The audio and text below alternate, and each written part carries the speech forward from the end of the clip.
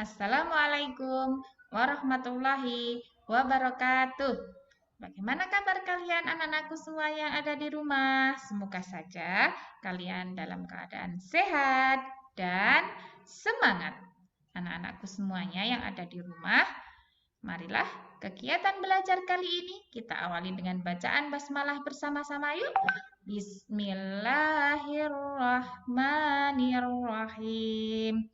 Baik, Bu Ena, sebelum kita belajar, Bu Ena ingin mengecek kalian semuanya. Apakah hari ini kalian sudah sholat duha dan ngaji morning semuanya?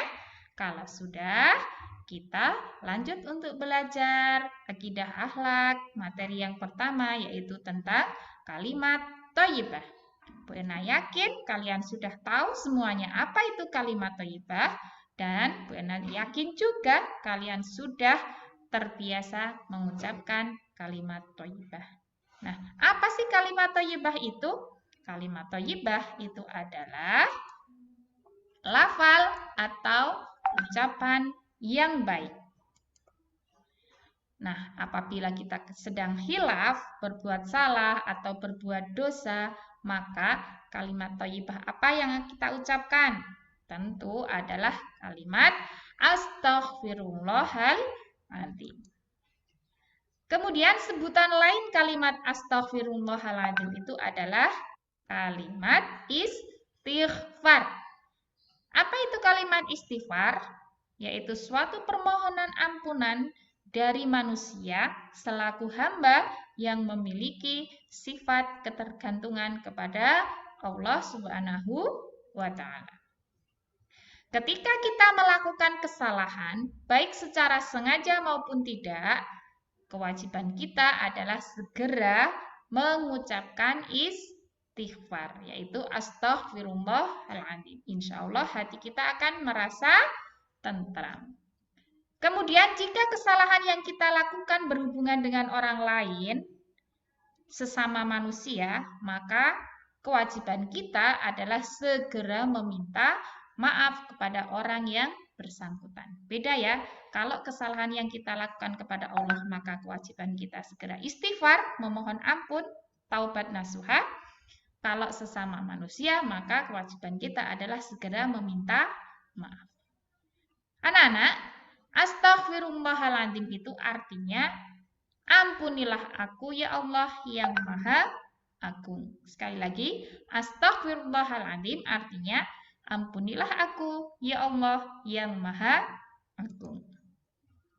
Kapan mengucapkan kalimat istighfar itu? Yang pertama, ketika melupakan kewajiban kepada Allah Subhanahu wa Ta'ala. Contohnya banyak sekali. Contoh ya, ketika tidak melaksanakan sholat 5 waktu karena lupa, ketika berpuasa kita minum, atau tidak berwudu sebelum sholat, dan sebagainya. Itu adalah contoh kesalahan-kesalahan ataupun lupa kita terhadap kewajiban kepada Allah Subhanahu wa Ta'ala. Nah, kalau seperti itu, maka kewajiban kita apa? Ya, berjanji untuk tidak mengulangi kelalaian tersebut. Kemudian yang kedua, kalimat istighfar itu diucapkan ketika kita melakukan kesalahan atau kekeliruan. Contohnya apa?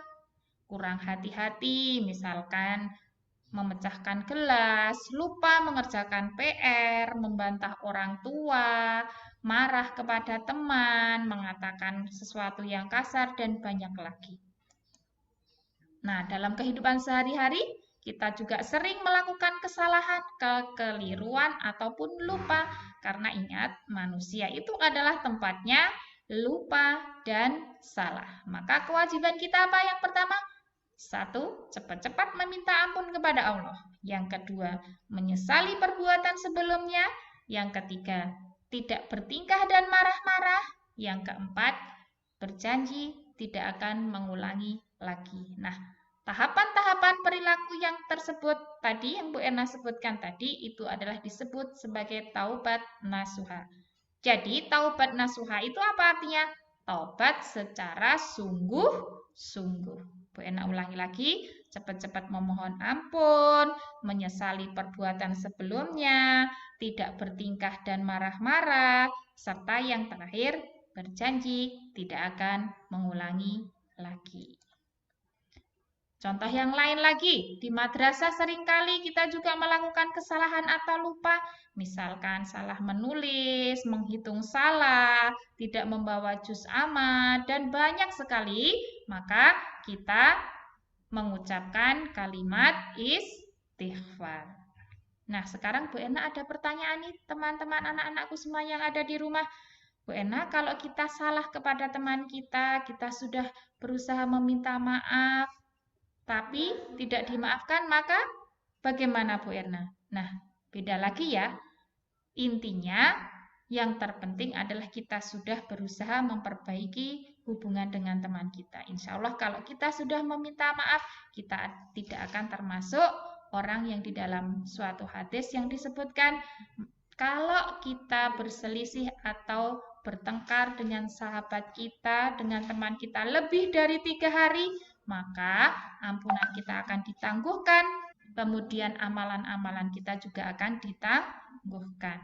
Tidak akan tercatat oleh Allah sampai kita berdamai memperbaiki hubungan dengan teman kita. Begitu ya, ingat pesan Bu Erna, kalau kita berselisih dengan teman, segera meminta maaf. Jangan menunda-nunda sampai lebih dari 3 hari. Karena apa? Ampunan dan amalan-amalan kita akan ditangguhkan. Yang kedua, kita tidak tahu kapan kita akan mati. Segera meminta maaf kepada teman dan memohon ampun kepada Allah Subhanahu wa Ta'ala. Itu pesan Bu Erna. Kemudian Rasulullah sendiri juga seorang nabi yang mempunyai sifat maksum. Apa itu maksum, Bu Erna? Maksum itu adalah terjaga dari dosa. Itu saja seorang nabi selalu memohon ampun kepada Allah. Bahkan dalam suatu riwayat beliau beristighfar itu sebanyak 100 kali atau 70 kali dalam sehari. Lantas bagaimana dengan kita? Kita seorang manusia biasa, bukan nabi, tidak mempunyai sifat maksum, maka harus lebih dari yang dilakukan Nabi Muhammad Shallallahu Alaihi Wasallam. Baik, anak-anak, yang ketiga, kapan lagi istighfar itu diucapkan? Yaitu ketika berdoa dan berzikir. Ketika kita selesai sholat 5 waktu, maka pasti kita akan membaca istighfar. Itu sebagai permohonan maaf kepada Allah Subhanahu wa Ta'ala atas kesalahan yang kita lakukan. Baik ya, ingat pesan Bu Erna. Ketika kita berbuat kesalahan, segera mengucapkan istighfar. Jangan menunda-nunda untuk yang pertama bertaubat kepada Allah dengan mengucapkan istighfar ketika kita berbuat salah. Yang kedua, ketika berbuat kesalahan dengan teman, segera memohon atau meminta maaf. Jangan menunda-nunda. Karena tadi pesan Bu Erna, kalau lebih dari 3 hari, maka amalan dan ampunan akan ditangguhkan. Yang kedua, kita tidak tahu mati kita